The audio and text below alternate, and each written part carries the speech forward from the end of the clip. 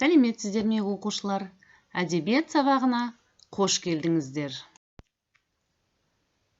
Бүгінгі сабағымыздың тақырыбы Ыбырай Алтынсарин, Қыпшақ Сейітқұл әңгімесі. Сабағымыздың мақсаты әңгіменің фабуласы мен сюжеттік дамуын сипаттау, Қыпшақ Сейітқұл әңгімесінің тақырыбы мен идеясын анықтау. Тыңдалым, мәтінді мұқият тыңда. Ыбырай Алтынсарин. Қазақ халқының талантты ұлдарының бірі Ыбырай Алтынсарин аса көрнекті тұлға, ғалым, ақын, әрі жазушы, жаңашыл педагог болған адам. Ол 1841 жылы қазіргі Қостанай облысында дүниеге келген. Ыбырайдың әкесі ерте қайтыс болғандықтан, ол атасы белгілі би Балғожаның қолында тәрбиеленді. Ыбырай бала кезінен бастап білімге және өз бетінше оқып білімге бейім екенін байқатты. 1850 жылы Орынбор шекара комиссиясының қазақ балаларына арналған мектебіне оқуға түседі. Мектепті бітірген соң 1857 жылы Орынбор шекара комиссиясында әскери старшина қызметіндегі атасы Балғожа бидің хатшысы болады. Кейін Орынбор облыстық басқармасында тілмаштық қызмет атқарады. 1860 жылы Торғайда қазақ балалар үшін мектеп ашу тапсырылады. Әрі сол мектепке орыс тілінің мұғалімі болып белгіленеді. Ыбырай инспекторлық қызметке кіріскен соң, оқу-ағарту жұмыстарын одан әрі жандандырып, Елек, Қостанай, Торғай, Ырғыз уездерінде 2 сыныптық орыс-қазақ мектептерін ашады.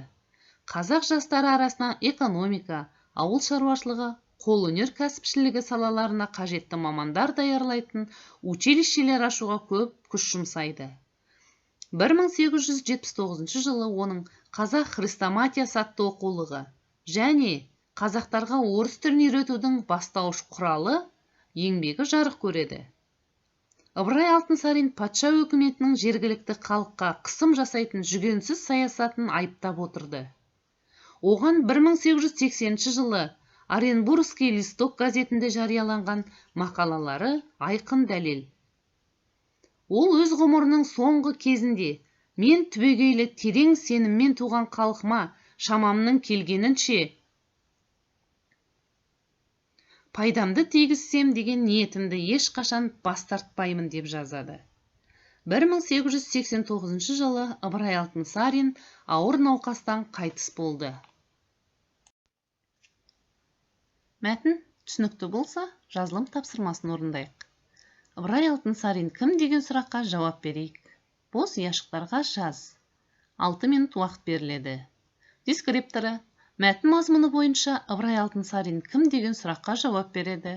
4 балл. Сауатты қатесіз жазу 1 балл. Жалпы балл 5 балл.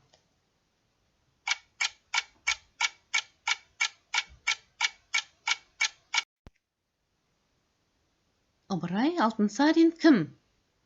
Ақын, жазушы, ұлы ұстаз, мектеп ашқан, аудармашы, оқулық жазған. Ал балалар, біз сіздермен Ыбырай Алтынсарин туралы біраз мәліметтермен таныстық, я? Ыбырай Алтынсаринді балалар әдебиетінің атасы деп те атайды екен. Бүгін сіздермен біз Ыбырай Алтынсариннің Қыпшақ Сейітқұл әңгімесін оқимыз.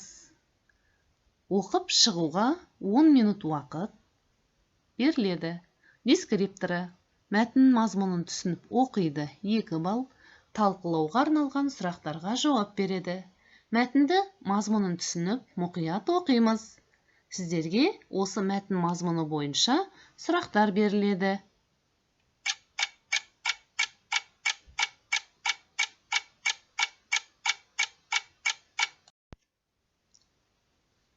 Мәтін бәрімізге түсінікті болса, берілген сұрақтарға жауап берейік.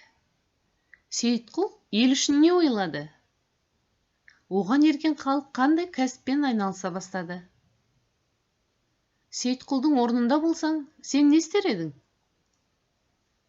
Сейітқұлдың ағасы бай болу үшін не істеді? Ал онда балалар, сабағымыз да аяқталды. Сабақ соңында бүгінгі өтілген тақырыпқа оқып шыққан әңгімемізге байланысты рефлексия жасайық. Білгенім маңызды болды. Тапсырманы орындауда қиындықтар кездесті. Ең тиімді болғаны. Үйге тапсырма. 4-ші тапсырма. Әңгіменің сюжеті бойынша ретімен дәптерлеріңе жазыңдар.